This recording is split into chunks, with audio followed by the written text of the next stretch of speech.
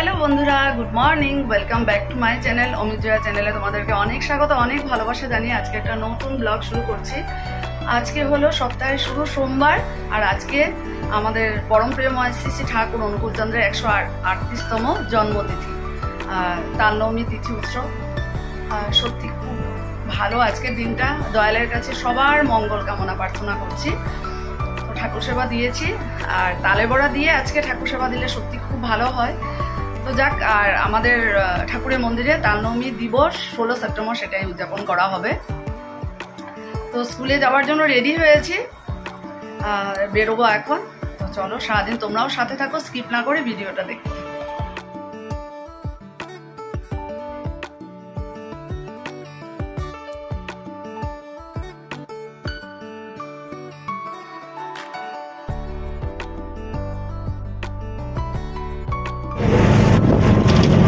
পার হয়েছে আজকে, মধুমিতা আগেই চলে গেছে, মানে বিফোর টাইমে চলে গেছে, ফোনও করা হয়নি। বললো কাল থেকে একটু অ্যাডভান্স বেরিয়ে থাকবে, কাল থেকে একটু তাড়াতাড়ি যাবে।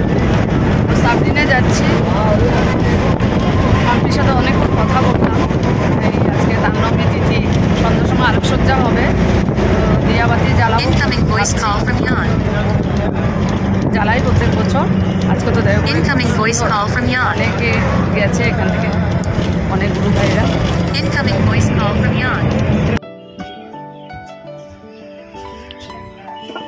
রিক্সাটা চলে গেছে, এখন এটা হলো হিমগিরি।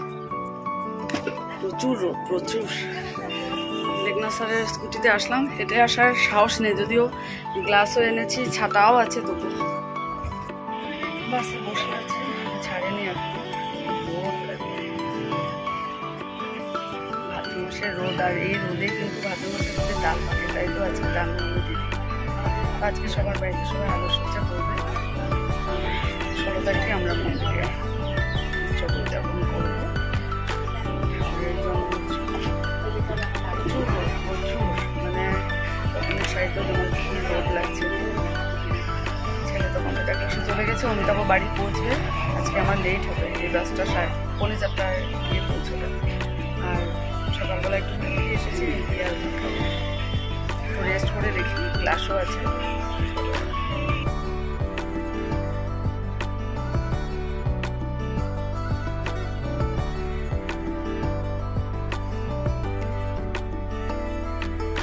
স্কুল থেকে বাড়ি এসে স্নান করে অনেক কাজ ছিল, অনেক কাজ করলাম, কাপড় জামা গুছালাম, তারপর বাসনপত্র সব কিছু রেখে দেখো রেডি হয়েছে, যাচ্ছি মন্দিরে। সন্ধ্যার বিনতি প্রার্থনা করবো অমিতাভ আর আমি।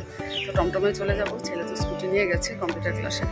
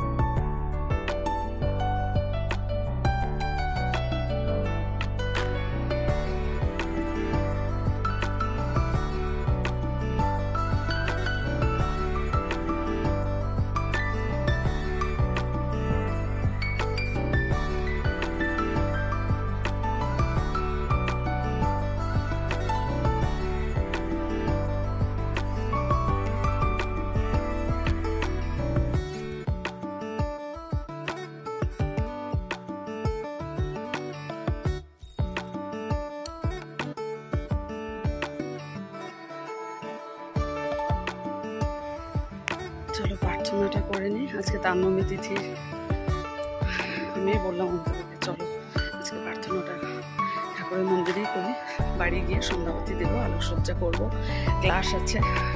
চলো তাড়াতাড়ি করে শাড়িটা পরেছি।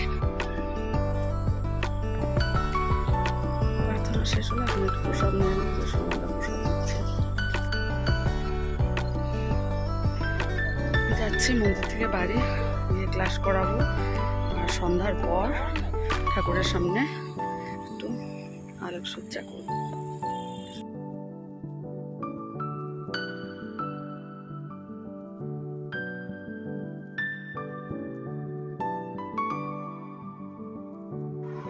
থেকে বাড়ি চলে আসলাম, আর এখন হাত পা ধুয়ে সন্ধ্যাবাতিটাও দিলাম, আর এখন এখানে প্রদীপগুলো রেডি করেছি, এখানে ঠাকুরের সামনে প্রদীপ জ্বালিয়ে দেবো।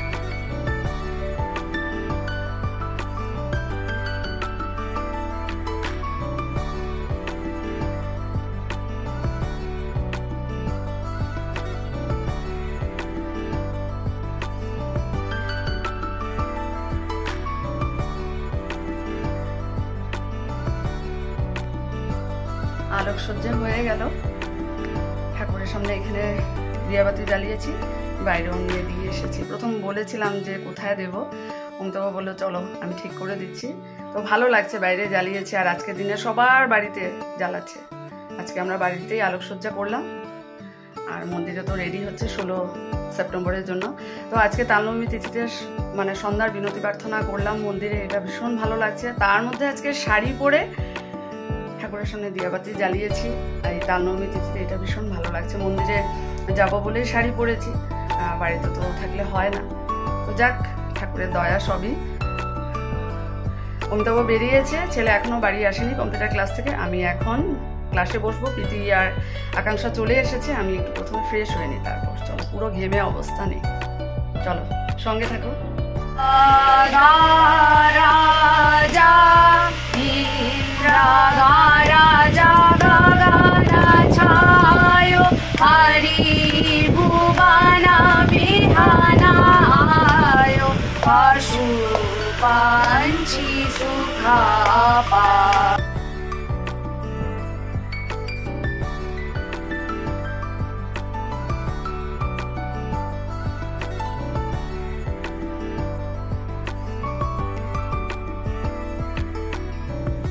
ভেবেছিলাম কাল পরিষ্কার করবো, এখনই আমি এগুলোকে সুন্দর করে ধুয়ে রেখে দিলাম।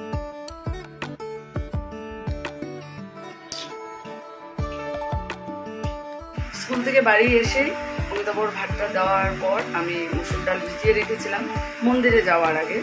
তো আজকে ভাবলাম যে মুসুর ডাল আর বাঁধাকপি তরকারি হবে। তো এই দেখো, মুসুর ডাল খুব একটা বেশি হয়নি, 2 বাটিতে রাখা হয়েছে, আর এখানে হয়েছে বাঁধাকপি তরকারি।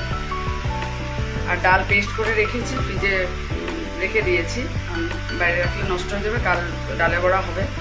ছেলের জন্য করে রাখবো, আমিও নিয়ে যাব, আর অমিতাভের জন্য রাখবো। আমি যাওয়ার সময় ভাবছি ভাত খেয়ে যাবো, এসে আর খাওয়ার ইচ্ছে হয় না। আর এখন সন্ধ্যার প্রার্থনাও তাড়াতাড়ি 5:14, তো একটু মানে রেস্ট করার সময় পাবো। খাওয়া দাওয়া করতে করতে সেই 5টা হয়েই যায়।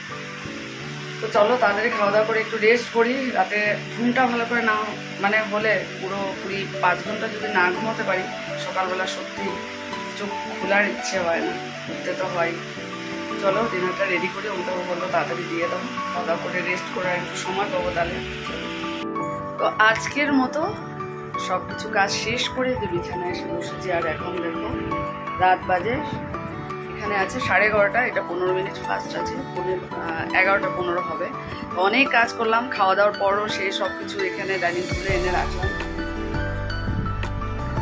তারপর কাপড় জামা ভাঁজ করে রাখলাম। এই দেখো আমাদের শাড়ি, এটা পরে আজকে স্কুলে গিয়েছিলাম, মন্দির থেকে আসলাম, সেই শাড়িও ধুয়ে বাইরে মেলা আছে। অনেক কাজ আজকের মতো শেষ করলাম, ভীষণই টায়ার্ড লাগছে। চলো ব্লগটা শেষ করছি, কাল একটা নতুন দিন, নতুন সকালে তোমাদের সাথে নতুন একটা ব্লগে দেখা হবে। ততক্ষণের জন্য শুভরাত্রি।